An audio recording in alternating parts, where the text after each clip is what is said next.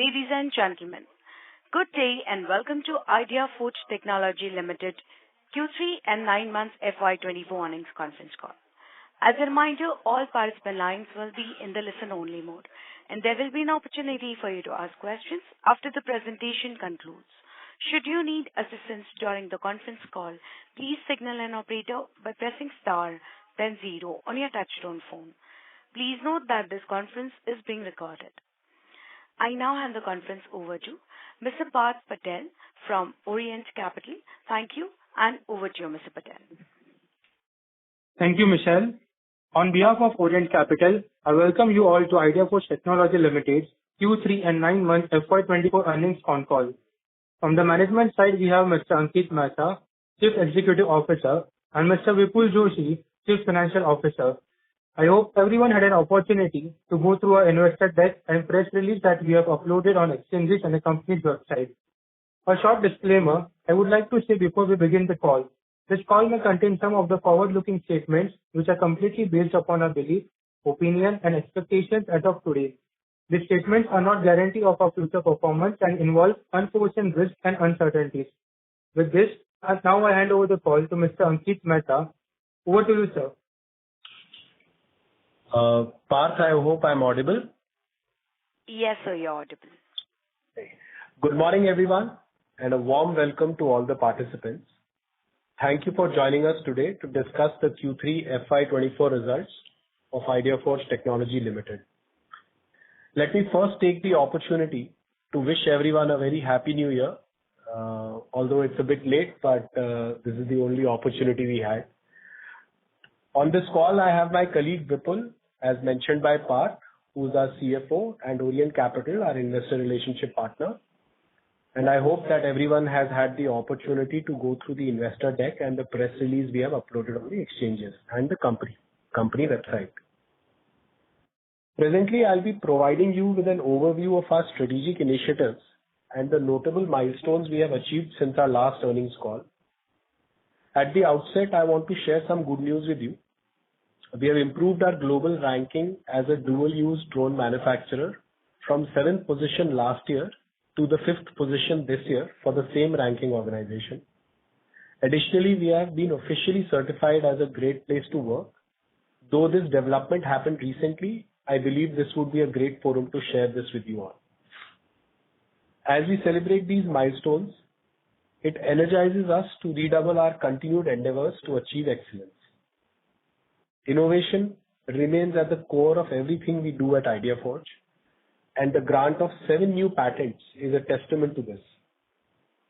On the development front, we have reached the prototyping stage for many of our technology and product initiatives, while initiatives like performance improvement on existing platforms and the addition of new capabilities will result in tangible advantages in the shorter term. Initiatives for larger platforms like the middle mile logistics platform will take a relatively longer development cycle. All these initiatives are on track and we are confident about the progress we have made on them. We will keep updating on new developments in the future. As part of our endeavors to unlock the full potential of drone technology, we have conceived India's first drone innovation platform, which will help create a world-class collaborative drone ecosystem in our country. At the heart of this ecosystem will be Ideaforge's drone platforms and control software, which ensure performance and reliability while delivering safety and autonomy in the field. On top of these two, industry players will be able to integrate innovative payloads to address a large number of use cases. They will also be able to leverage the application marketplace that is being developed by Ideaforge to provide their software solutions, and even cross-leverage these solutions from other players and Ideaforge itself to deliver automated outcomes to end users. This innovation platform approach, coupled with servicization of the drone technology, will ultimately result in increased availability of drone solutions and will provide flexibility of consumption to the end customer, thereby accelerating the growth of the industry and all of the players involved. In this quarter, we have also seen progress in our strategic diversification initiatives. We have shipped Switch and Netra V4 Pro systems to the US and started product demonstrations and trainings with customers and value-added resellers there. These demonstrations are aimed towards educating customers about these platforms and their capabilities, and to start building a sales pipeline in the US. For the drone as a service business, we are seeing early billings from a few anchor customers. As the technology and market mature, I am confident that drones will be an integral and ubiquitous part of our country's governance and security infrastructure. We are confident that these early encouraging signs will grow into a meaningful business in the times to come. As we delve into the operational and financial updates for this period, I want to share that we have also delivered a large defense contract to a customer in full and well ahead of schedule. This is a testament to our ability and commitment to deliver best-in-class products and solutions to our customers that act as force multipliers for carrying out critical missions in the field. I will now discuss our financial performance. Consolidated revenue from operations for the current quarter stood at 90.9 crores. The gross profit for the quarter was 48.9 crores at 53.7% of revenue. EBITDA for the quarter was 26 crores at 28.8%. PAT stood at 14.8 crores with a PAT margin of 16.3%. For the 9-month period in FY24, the revenue from operations was INR 211.7 crores as compared to 147.3 crores in the same period in FY23. Gross profit stood at INR 112.8 crores at 53.3% of the revenue. EBITDA for the 9-month period in FY24 stood at 65.3 crores with the EBITDA margin of 30.8% as compared to INR 52.1 crores in FY23. PAT stood at INR 34.6 crores at a 16.3% margin. Our order book now stands at 175.8 crores as of December 31st. We have surpassed our last financial year's annual revenue in the first 9 months of the year. This is in line with our projection of substantial growth of revenue in this FY. This further accentuates our belief that our business cannot be reviewed on a quarter-on-quarter or a year-on-year basis, and should be holistically looked at by including our efforts on diversification and product development. Thank you for your attention, and I look forward to address any questions you may have. Thank you very much, sir. We will now begin the question and answer session. Anyone who wishes to ask questions may please press star and 1 on the touchtone phone. If you wish to withdraw yourself from the question queue, you may press star and 2. Participants are requested to use only handsets while asking a question. Ladies and gentlemen, we will wait for a moment while the question queue assembles.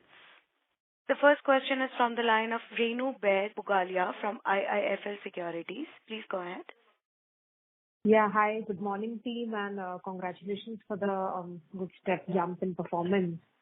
My first question is just to understand a bit more about how is the order pipeline and the order build-up position looking for the next 6 months, because that is where the visibility for next year will depend. So if you can share some inputs in terms of projects where we are already submitted bids or certain repeat orders, where are they in terms of finalization? And based on your internal assessment, what could be the likely order book at the end of the current fiscal for next year?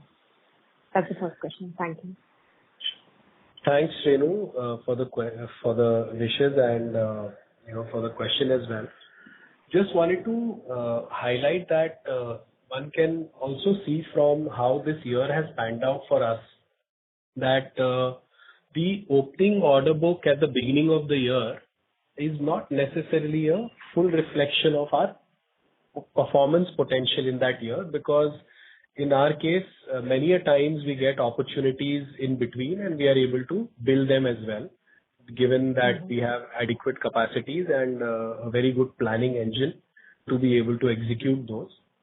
Having said that, we are at any point in time tracking a fairly large opportunity pipeline, which is in various stages of conversion, including all the aspects that you mentioned, which implies repeat opportunities, which implies opportunities which are in the pipeline. And as you are also aware of the make programs that we are working on. So all of that continues to be actively being tracked. They are all in various stages of progress with forward motion.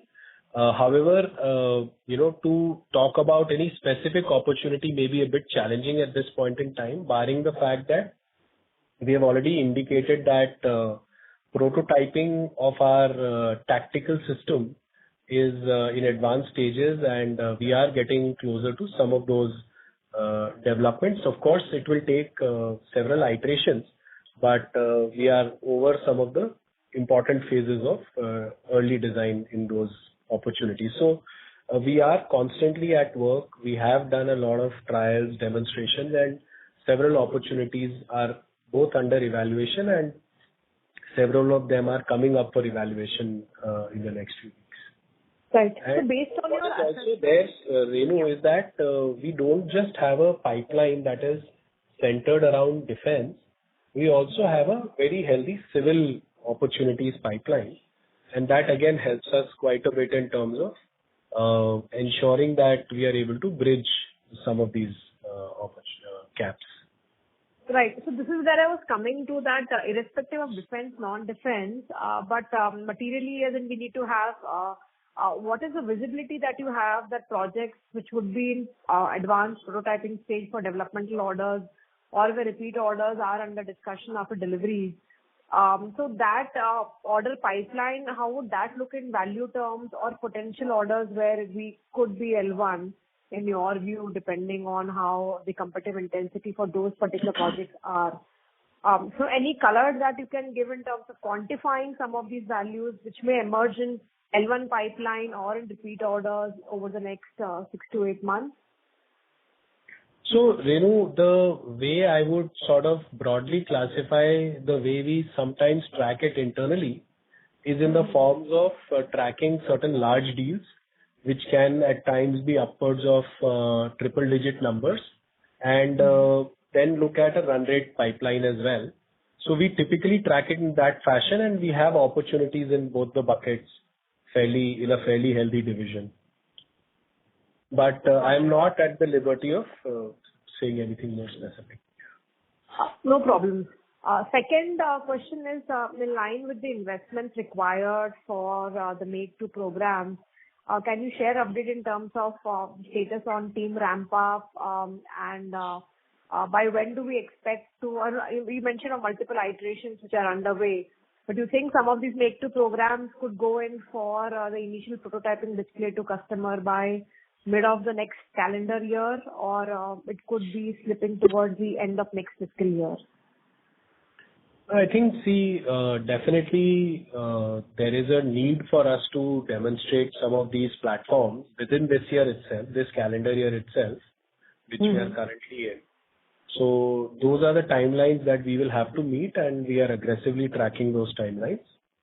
And in terms of team augmentation, we have added almost 72% new team members on the development side, and of that, about 15% were added in the last quarter itself.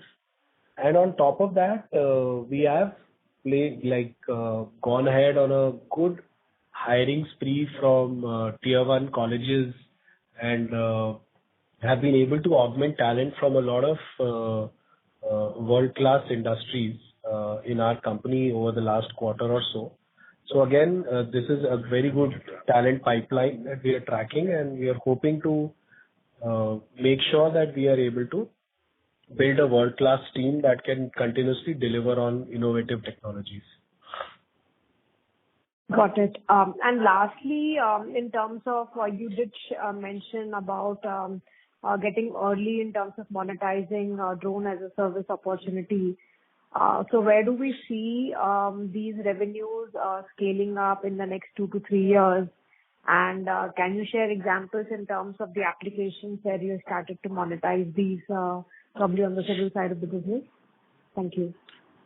So, in terms of revenue scale, overall, the way we track or the way we look at the drone as a service business is, in general, it to become a part of our overall software as a service, drone as a service, and services revenue bucket.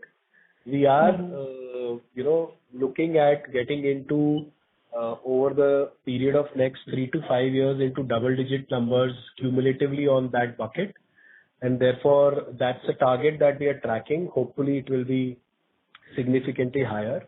However, in terms of the kind of use cases for which they are being leveraged, I think law enforcement is going to continue to be an important use case there, along with various GIS applications. And Renu, just to add, Vipul here, basically, this is still our early green shoots of validating the model. We are still prototyping as to how this model will really work out. We are testing our background app as to how it will work with our consumers on the field. And the overall intent of moving to a franchise model is all work in progress at the moment, and all of that will fructify in the coming few quarters. So this would be based on a similar model that we had piloted in Dehradun, or are we looking at other cities as well in terms of exploring and penetrating with these kind of services? Yeah, absolutely. Got it. Thanks much and best wishes, team. Thank you. Thank you, Renu. Thank you. The next question is from the line of Dipen Vakil from InCred Equities. Please go ahead. Thank you for the opportunity and congratulations on a great set of numbers. So my first question is, sir, can you tell us about the order book split between, say, drone and civil in 3Q? So, Dipen, thank you for your wishes. But we haven't actually looked at it from that perspective at this point in time. So we don't speak about that at this moment. So, okay. So I just wanted to understand, is there any difference in the execution timeline between, say, a defense order or a civil and an agri drone, or everything is the same at around 12 to 15 months? So, Dipen, what happens is that typically when it is a very large opportunity that comes from mostly defense opportunities, they come with significantly longer delivery timelines. For example, we have opportunities that were expected to be delivered in 2 years, and some of them were expected to be delivered in a year or so. But typical run rate opportunities that we get from civil and several defense customers as well, they may not have that longer timeline. They will typically have a shorter timeline of 3 to 6 months. So that split varies by the nature of the order and the volume of the order, more than defense or civil. So, Dipen, Ideaforge doesn't serve the agri market. Our civil is typically distributed between mapping and surveillance use cases. Got it. Thank you for the clarification. So, just wanted to understand a little bit more on your order book, sir. So your order book to trailing 12 month sales is now down to less than 1 time. So are there any order pipeline in, say, near term in 4Q, and do you think you'll be able to close your order book cover to over 1 time by the end of FY24? That is... So, obviously, there are things that are expected to close in the present quarter as well. Having said that, whether it will be 1 time trailing revenue or more is something which I will not be able to comment at this stage. And like I said, any year's revenue is not necessarily reflective of the closing order book, because in our case, a lot of times chunky opportunities close in between and we are able to deliver them as well, given our capacity. Got it. So last question, sir. You told us about that Ideaforge has been granted 7 new patents. So can you tell us a little bit more about the product development and the opportunity size around the same? So we basically get patent grants on technologies that we have protected, let's say a few years back. That's the way the process is with respect to patent granting. Granting is a testament to everybody in the chain finding that this is the first time something like this has been thought about in the world. In terms of the product development cycle, of course, there are several ideas that we have been working on over the last year or more, and many of them are in advanced stages of prototypes, which means that we'll have physical products that are going to prove the technology on ground. Okay, sir. I have a few more questions, but I'll get back to the queue. Thank you.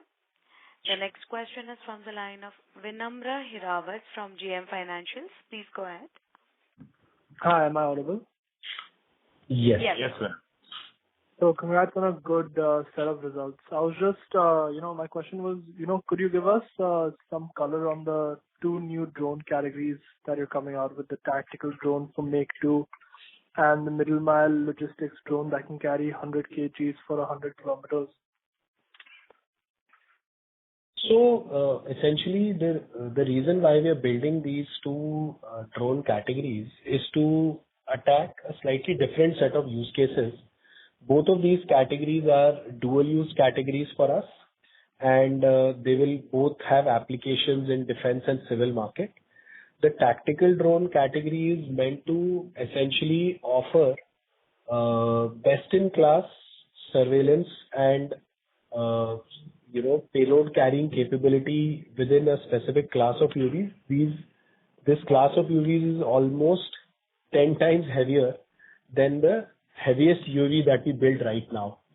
So it's a massive step jump from where we are, but it is a drone category that will enable significantly long range and long endurance performance for various use cases, which will involve carrying sensors that can do mapping for a really long period of time, or carrying surveillance and imagery payloads that can see at targets much further away from the object, or in many cases it should also be able to carry a good amount of payload, which will allow us to do certain applications which were earlier not addressed by our portfolio. Then when we look at the middle mile logistics platform, it is expected to be perhaps 10 times heavier than even our tactical drone platform. But the objective there is to build a platform that can carry heavier loads upwards of 100 kgs to 100 plus kilometers. So broadly trying to ensure that we are able to take very heavy loads in extreme environments as well if required, to do logistics missions that were otherwise not possible. And a lot of parts of our country and other places are inaccessible, but can be really well served if we build a technology like this for those environments. Yeah, definitely. Just as a follow-up, what is the rollout timeline you see of both of these drones? So, like we had mentioned in our presentation, we are in advanced stages of prototyping the first platform on the tactical side, and of course it will take multiple prototypes to get to an optimized product, but we have started to at least get there now physically, which means a lot of the design stage is getting to a conclusion there. And then as far as the middle mile drone is concerned, we are in advanced stages of designing itself. So it will take some more time to get to prototyping phase there. However, it is expected to have a longer development time as compared to the tactical drone. Got it. That's it for me. Thank you. Thank you. Thank you.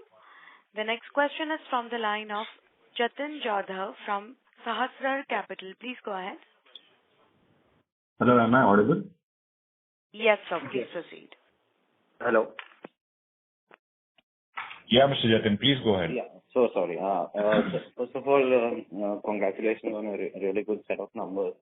I have two questions. One, I wanted to understand the market share which you presented in the investor presentation. You said 50% market share in India by FY22. How was this calculated exactly? Based on revenue or based on the number of drones that were produced?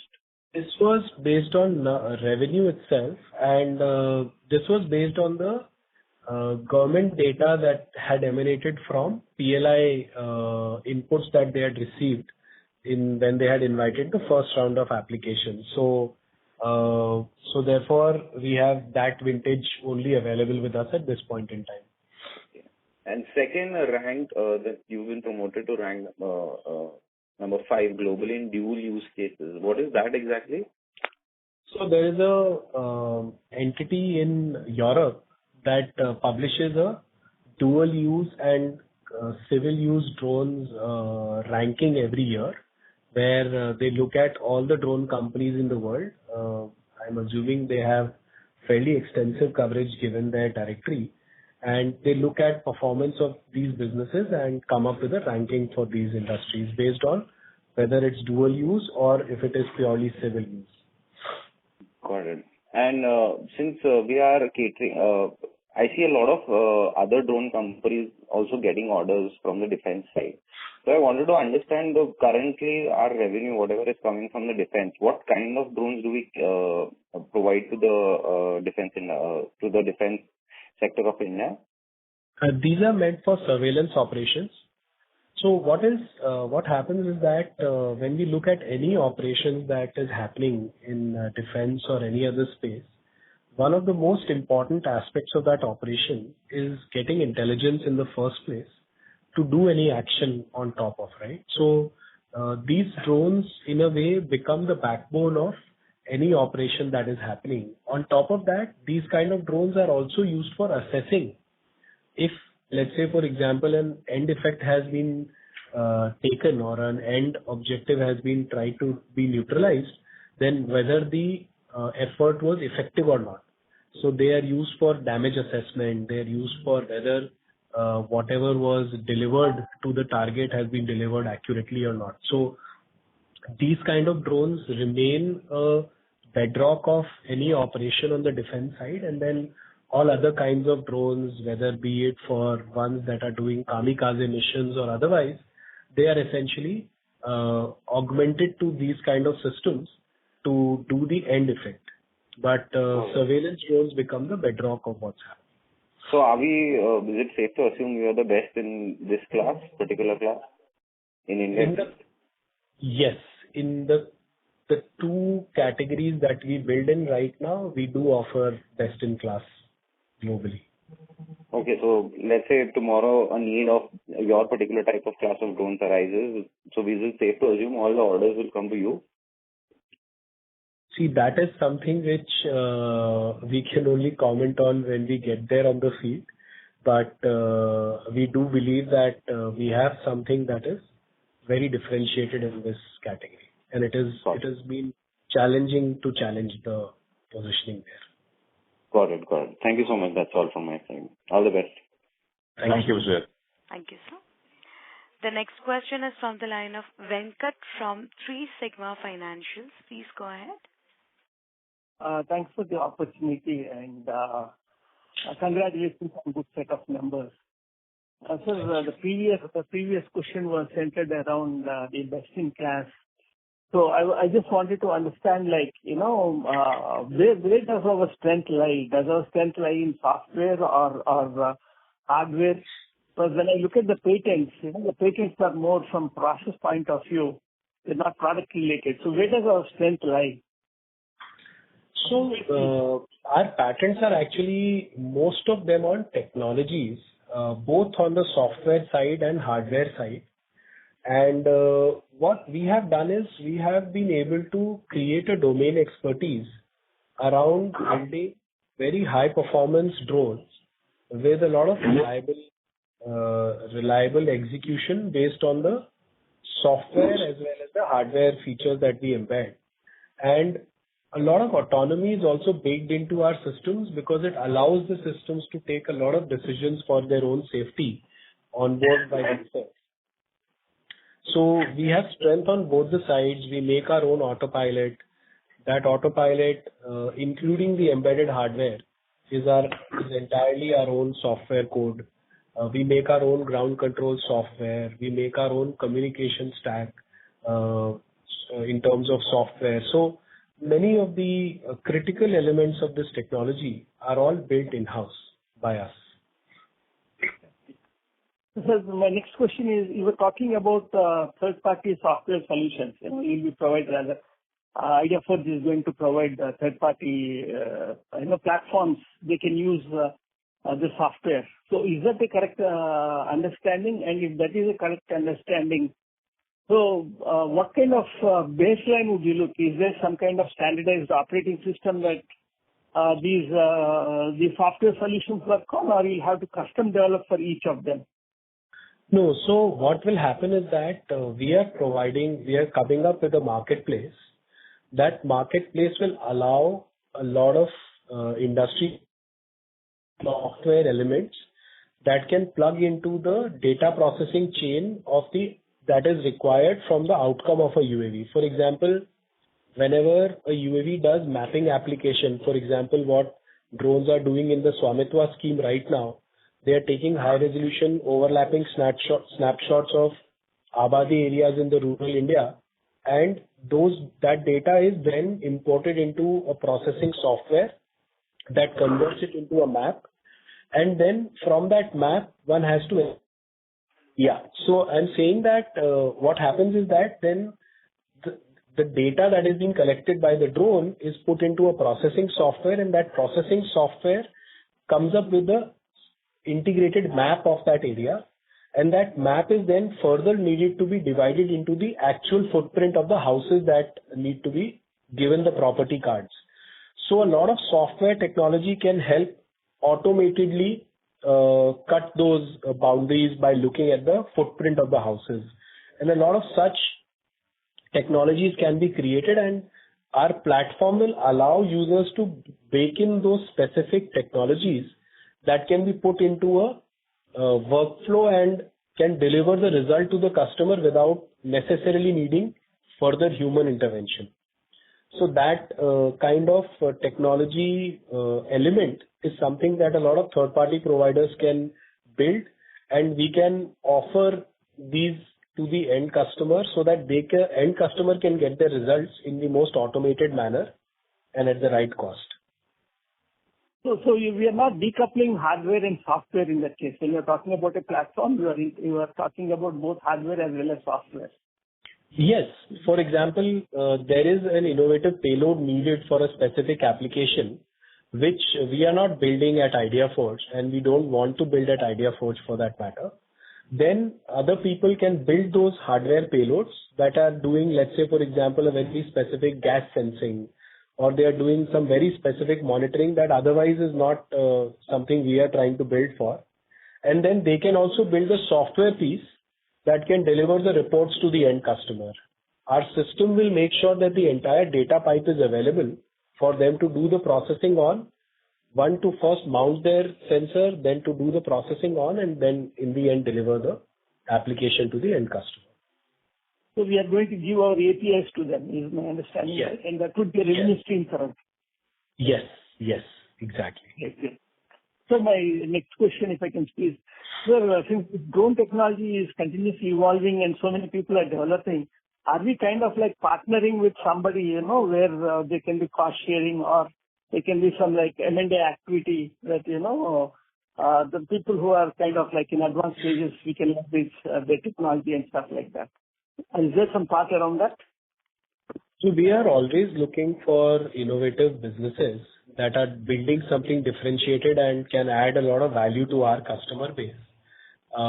We do continue to evaluate partnering with such companies. One example that I can share is, if you look at our partnership with Galaxy in building radar-based payloads, including a radar that we are prototyping with them for fog penetration, and another radar that we are developing with them for foliage penetration. So these kind of innovative partnerships is something that we are extremely keen on. We have also in the past integrated with Esri So we are constantly on the lookout of various partnerships, and these partnerships can take any flavor going forward, including, like you mentioned, the need for investments or M&A. Okay. Thank you very much. I don't have any further questions. Thank you. A reminder to all the participants that you may please press star and one to ask questions. The next question is from the line of Darshil Zaveri from Crown Capital. Please go ahead. Hello. Good afternoon, sir. Thank you so much for taking my question. Hope I'm audible. Yes. Yes. Yeah. Hi. So it's just with regards to this one, I have one question regarding our revenue. So as you were saying, a lot of we can get a lot of orders that we can execute. They are not reflected maybe in the order book. So for the current 9 months, how many such orders would we have reflected that were not maybe reflected in our March 23 order book? So let's say, for example, if you look at our March 23 opening order book, it was at close to about 190 crores. Correct. And if you see in between, in quarter one, we were at about 100 crores of order book, and that again shot up to 253 crores in order book, which is presently at about 175 crores. So you can see what I mean, right? That there are a lot of orders that come in between. They get billed also, and then we get more orders as well. So that cycle continues all the time. Oh, okay. Okay. So just like, I understand how difficult it would maybe to comment on the order book status, but then, for us, like analysts, could we just have some, kind of a benchmark or indication that how could we help predicting the future flows or something, that helps us, because the variability in terms of revenue is somewhere a bit difficult to model. Could you just maybe help us with any indicator that you find appropriate that that can help us a bit? Honestly, because I am I'm not sort of tuned to that kind of thinking. I'm not really able to think about any specific idea at this point in time, but maybe we can discuss this at some other point in time. Okay. So in terms of guidance, like, in terms of, maybe broad-based guidance, nothing very specific, 2 years, 3 years down the line, what kind of, revenue can we maybe foresee because it's the new products coming in? Is it fair to assume that, we may touch 500 crores? So it is not very, straightforward for me to give any number. However, what I can share is that from all that we have seen in the industry over the last few quarters and from our time in the industry so far, we have just started to scratch the surface of the market potential of this opportunity. And with the use cases that we are unlocking with every new development, for example, if you read our presentation, we had also indicated that we have started to see early usability of our products in inspection use cases as well, which is of the 4 important use cases, which include surveillance, mapping, inspection, and delivery. We were only doing surveillance and mapping so far. With unlocking of certain new use cases, the market potential keeps expanding, and a lot of this market potential is realizable in the short term as well. And some of it, like for example, when we build a new platform, particularly of a larger size, will get realized over the next 3 to 5 years horizon. So depending on the nature of the platform and the type of unlocking we are able to do, in fact, the whole platform approach that we have come up with is essentially to unlock the full potential of what our products can do in the market even today.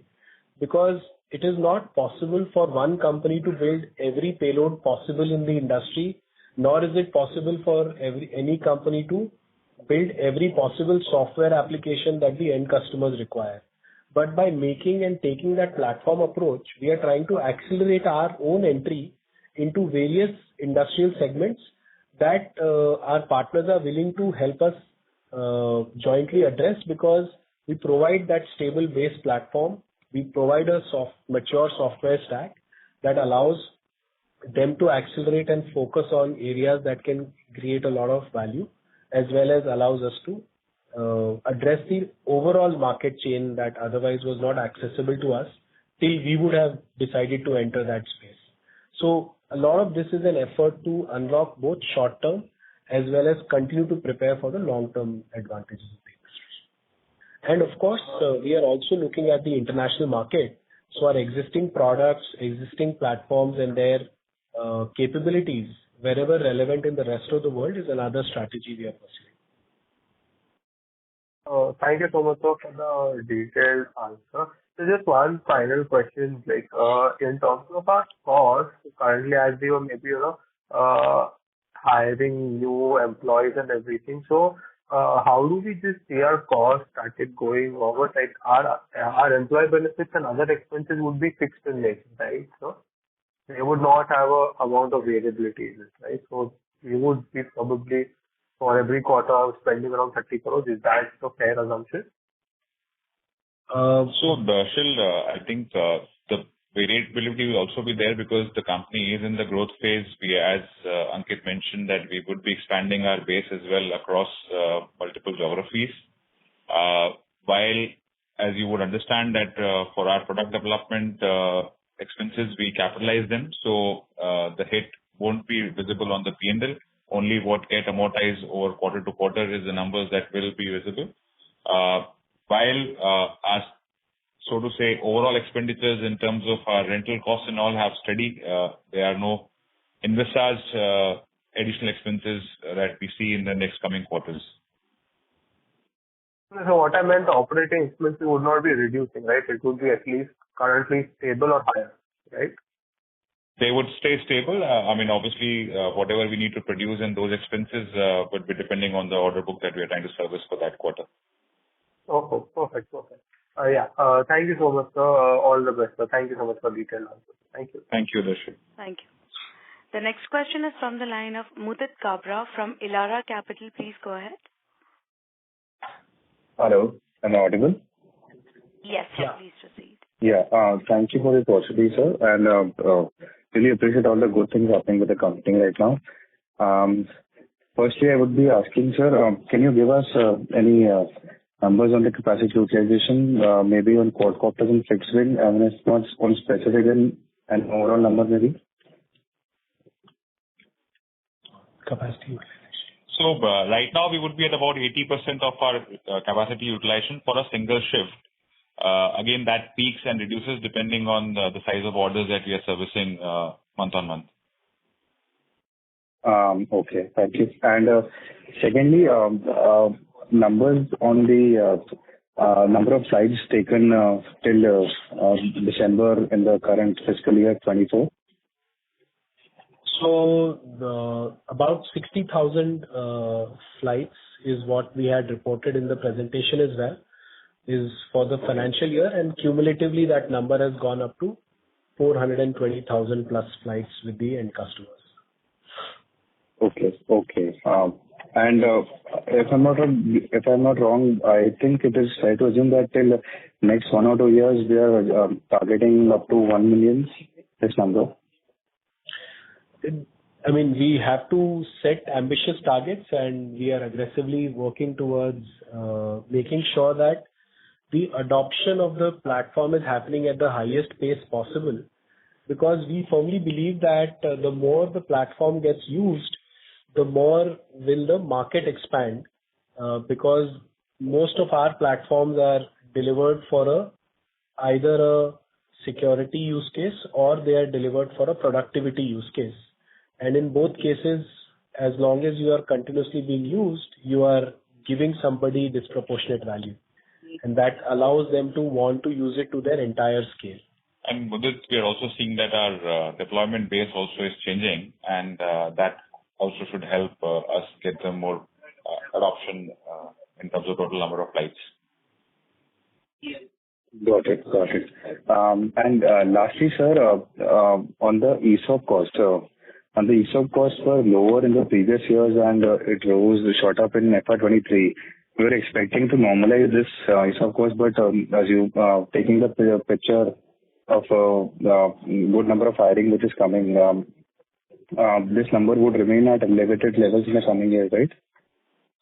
So basically, all in the last calls also we'd highlighted that all large quantum of ESOP exercising and all has already hit our books. We don't see any large numbers coming in the subsequent time period. It will normalize around about 40-50 lakhs quarter on quarter. 40-50%. Okay. 40-50 lakhs per quarter. Lakhs, sorry. Okay. Okay, got it. Right.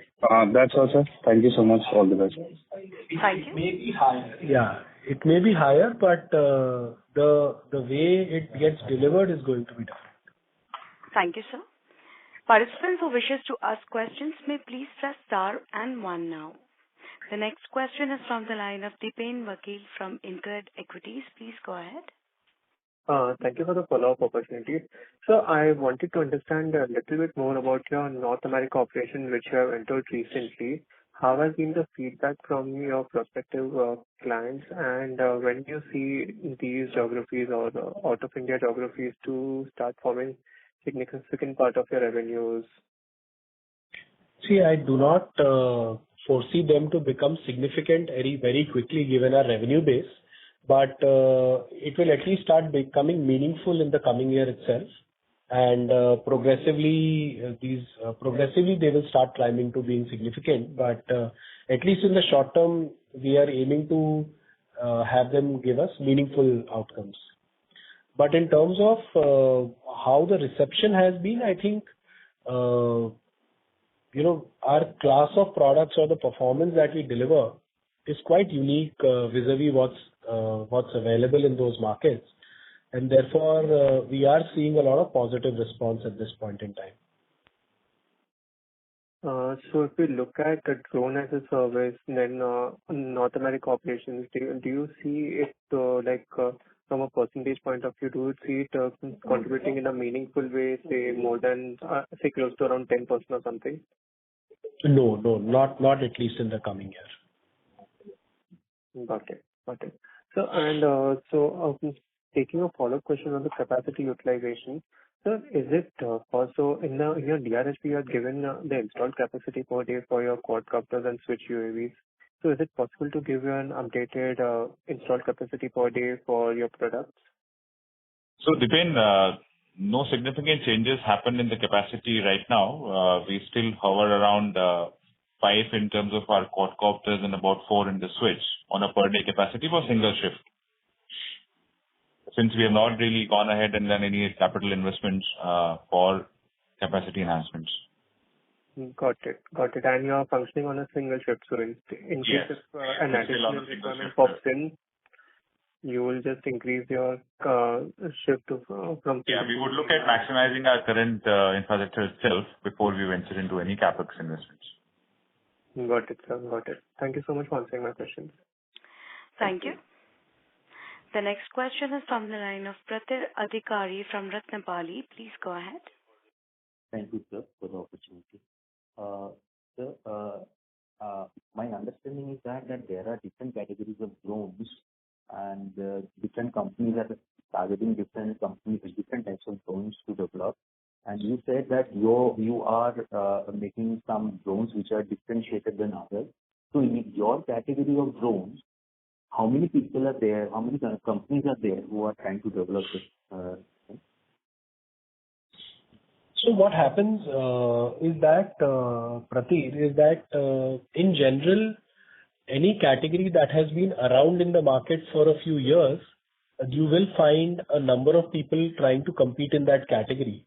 What we try to do is, we try to make products that are differentiated and better performing even in that in the same category. So you will have a lot of people who are building products in the same category, but probably it is challenging to meet our best in class in terms of performance and certain other factors.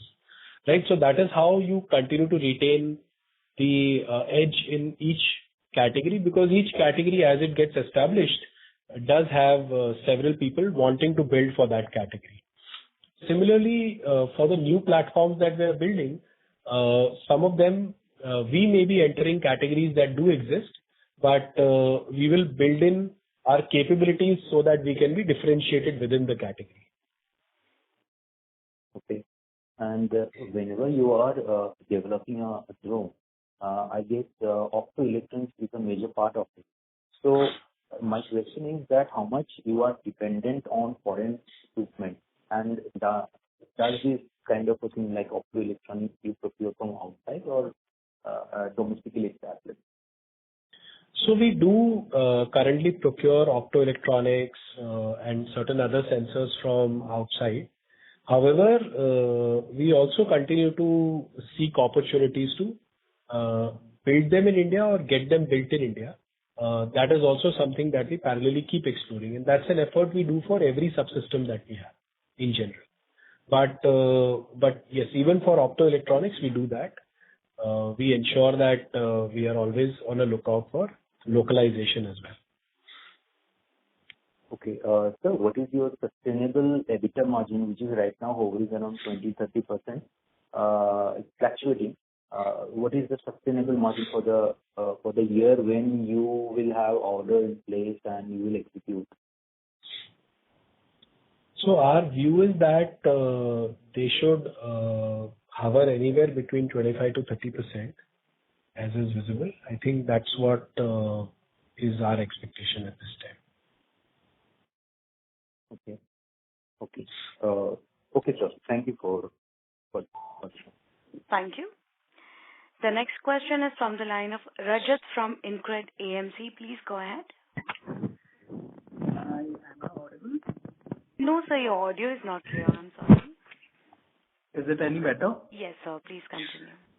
Yeah, hi. Thanks for taking my question. So just one question. On your core operating margins, I think you are reporting only 21-22% kind of a margin. If I include other income, obviously that shoots up to 28%. I just want to understand what has changed over the last 2 years, because at a lower sales profile at 160 crores in 22 and 190 crores in 23, you were doing a much higher margin, the 47% and 26%. And now over the last four quarters, that margin profile has come down to 17-18%. So just want to understand what exactly has happened here. So mainly what happens is that a lot of it depends on the contracts that we have closed and the nature of those contracts. So, for example, the contracts that we had executed in the previous year, they were slightly higher margin contracts. The contracts that we are executing and delivering on in this year may be of our performance is basically reflective of those contracts that we had backed. Now, depending on the nature of the opportunity and the type of UAV that our customer needs and the competitive environment, we have to ensure that we balance all of these three things together when we are doing our bidding. Some of these bids may be really old as well. So, Rajat, some of these are also actually the product mix that we are trying to distribute between customers, and the complexity of the user requirements is where the pricing differentials are also there contract to contract, and that's the reason why there's a certain shift that you see. Right. So is it fair to assume that the competitive intensity has definitely increased over the last 2 years? So typically, yes, when you bid, competitive intensity has gone up, which is fair given the the buzz around the industry. Having said that, whenever we are looking to pitch something at the cutting edge, we still find that there isn't as much competitive pressure. But where a category has been established at moderate performance levels, it is bound to be competitive there. Got it. And on the other expenses front, can you tell me what is the breakup in terms of R&D? How much is R&D spend right now? So our other expenses presently do not include R&D expenses. R&D expenses, actually product development expenses in our case, they are typically capitalized. And the other expenses are all of the other expenses in the company. So there is a mix of, provisions for warranty expenses, ECL, your manpower recruitment costs is a mix of what you see in the other expenses. So, okay, so there's no R&D cost in the other expenses. R&D is what we capitalized under intangible assets under development. And how much would that be in terms? Right now, because the balance sheet numbers are not audited and not published. Sure. Okay. Yeah, that's it from my side. Thanks. Thank you. The next question is from the line of Vinamra Hirawat from JM Financials. Please go ahead. Hi, I was just wondering if you could give exports as a percentage of your total sales. Vinamra, it's not meaningful at this point in time. Probably in the next year, we'll start looking at a meaningful division over there. Okay, so I can just assume like under 2 or 3%? No, much lower than that also. Much lower than that also? Okay. Yeah, we just started seeding the market whenever there, so. Got it. Thank you. Thank you. Ladies and gentlemen, in the interest of time, that was the last question for today. I would now like to hand the conference over to Mr. Ankit Mehta for closing comments. Over to you, sir. Thank you so much, everyone, for being on the call and patiently listening to our Q&A as well. And I wish everyone a very, very good day and a great next quarter as well for everyone. Thank you. Thank you, members of the management. On behalf of Ideaforge Technology Limited, that concludes this conference. We thank you for joining us, and you may now disconnect your lines. Thank you.